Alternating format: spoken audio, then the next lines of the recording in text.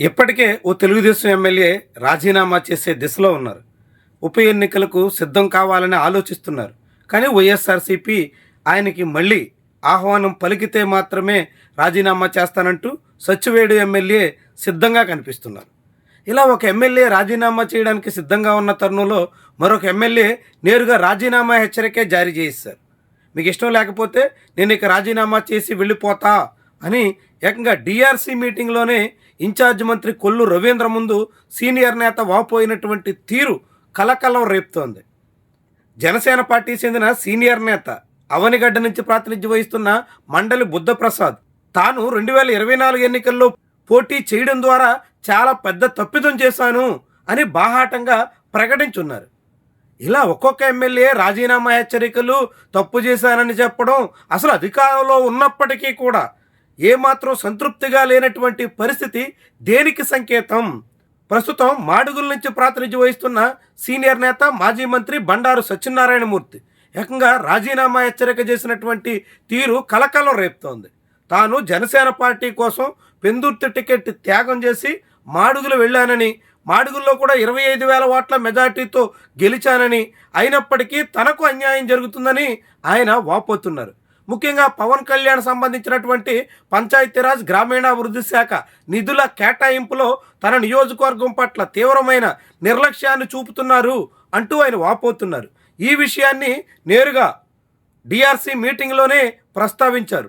తను ఇష్టం లేకపోతే రాజీనామా చేసి వెళ్ళిపోతానని, ఇన్నేళ్లుగా నిజాయితీగా రాజకీయాలు చేసిన తమకు ఇలాంటి పరిస్థితి ఏమాత్రం రుచించట్లేదని మాజీ మంత్రి కొండబద్దలు కొట్టేసినటువంటి తీరు కలకలం రేపుతోంది. ఇలా మాజీ మంత్రులు అసహనం, కొత్తగా గెలిచినటువంటి నేతల్లో అసంతృప్తి, అనేక మంది ఎమ్మెల్యేల్లోనే ఇలాంటి అసహనం పెళ్ళుబిగుతుంటే, ఇలాంటి అసంతృప్తి రాజుకుంటుంటే ప్రభుత్వం ఎంత సమర్థవంతంగా ఉన్నట్టు, ప్రభుత్వ పాలన ఇంకెవరిని సంతృప్తి పరుస్తున్నట్టు?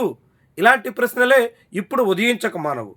అంతకుముందు కోనేటి ఆదిమూలం, మొన్న మండలి బుద్ధప్రసాద్, ఇప్పుడు బండారు సత్యనారాయణమూర్తి ఇలా ఒక్కొక్క నేతగా స్వరం వినిపిస్తూ ప్రభుత్వ తీరుతో తీవ్రమైన అసంతృప్తిని వెళ్ళగక్కుతూ రాజీనామాలు చేయడానికైనా సిద్ధమే అనేటువంటి సంకేతాలు పంపుతున్నటువంటి తరుణంలో కూటమి ప్రభుత్వం ఎంత ఘోరంగా విఫలమవుతుందో అనేటువంటి అభిప్రాయం సాధారణ జనాల్లో కలగక మానదు. ఎమ్మెల్యేలే సంతృప్తిగా లేనప్పుడు ఆ దిగువన సాధారణ జనాలు ఎందుకు సంతృప్తి చెందాలి అనే ప్రశ్న ఉదయించక తప్పదు. ఎమ్మెల్యేలకే నిధులు లేవని చెప్తున్నటువంటి తరుణంలో ఇక జనాలకు సంబంధించినటువంటి అభివృద్ధి కార్యక్రమాలు ఎలా సాగుతున్నాయో, ఏ రీతిలో నడుస్తున్నాయో ఎవరికైనా అర్థమవుతోంది. ఈ తరుణంలోనే కూటమి ప్రభుత్వం నిండా 2.5 ఏళ్లు గడవక ముందే ఇలాంటి కలహాలు, ఈ తీరున ఆగ్రహాలు పెళ్ళుబిగుతున్నటువంటి నేపథ్యం చాలా పెద్ద సంచలనంగా చూడాల్సి ఉంటుంది. రాజకీయంగా కూటమి ప్రభుత్వం అనేక రకాలుగా కుతకుతలాడుతోంది, అనేక రకాలుగా కలవరపడుతోంది, చాలా సమస్యలు పరిష్కరించలేక సతమతమవుతోంది. ఇలాంటి తరుణంలో ఇప్పుడు సీనియర్లు ఒక్కొక్కరుగా స్వరం పెంచుతూ ప్రభుత్వం మీద దండెత్తే ప్రయత్నం చేయడం మరింత అబాసు పాలు చేసేలా కనిపిస్తోంది.